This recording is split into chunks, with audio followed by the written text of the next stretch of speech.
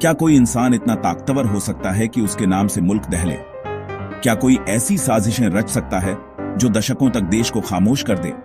ये कहानी है उस शख्स की जिसने मुंबई की गलियों से शुरू कर दुनिया के सबसे खतरनाक अंडरवर्ल्ड साम्राज्य की नींव रखी। नाम है दाऊद इब्राहिम कासकर। 1970 के दशक में मुंबई के डोंगरी इलाके की तंग गलियों में एक लड़का बड़ा हो रहा था।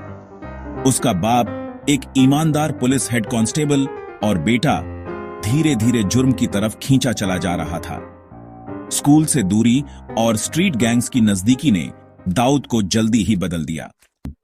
उस वक्त मुंबई के अंडरवर्ल्ड पर 3 नाम राज कर रहे थे, हाजी मस्तान करीम लाला और वरदराजन। लेकिन इस गली के लड़के ने कुछ और ही सोच रखा था। दाऊद ने अपने भाई साबिर के साथ मिलकर बनाई डी कंपनी। ये सिर्फ एक गैंग नहीं बल्कि एक क्राइम कॉरपोरेशन बन गया। धीरे धीरे डी कंपनी ने हथियारों की तस्करी, ड्रग्स, हवाला और सुपारी किलिंग में अपनी पकड़ बना ली। मुंबई के हर नुक्कड़ पर उसका नाम गूंजता था। भाई का फोन आया है। 1981 में दाऊद के भाई साबिर की हत्या हो गई। इसने दाऊद को एक ठंडा लेकिन बेहद खतरनाक अपराधी बना दिया। अब वो सिर्फ गैंगस्टर नहीं था, अब वो प्लानर बन चुका था। 1986 दाऊद ने मुंबई छोड़ दिया और पहुंच गया दुबई। वहां से उसने बनाया एक इंटरनेशनल नेटवर्क, मनी लॉन्ड्रिंग, आतंकवाद और अंडरवर्ल्ड को मिलाकर। और फिर आया 1993, भारत के इतिहास का सबसे काला दिन। मुंबई में एक के बाद एक 13 बम धमाके, 257 लोग मारे गए, सैकड़ों जख्मी।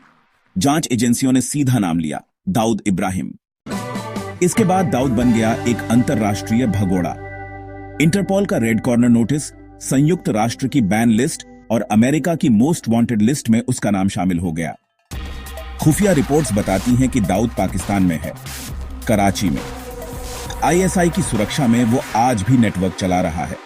भारत बार बार मांग करता है प्रत्यर्पण की, लेकिन आज तक कोई सफलता नहीं। कभी कहा गया कि वो मैच फिक्सिंग में शामिल है, कभी बताया गया कि वो दुबई में शादी कर रहा है। लेकिन सच क्या है?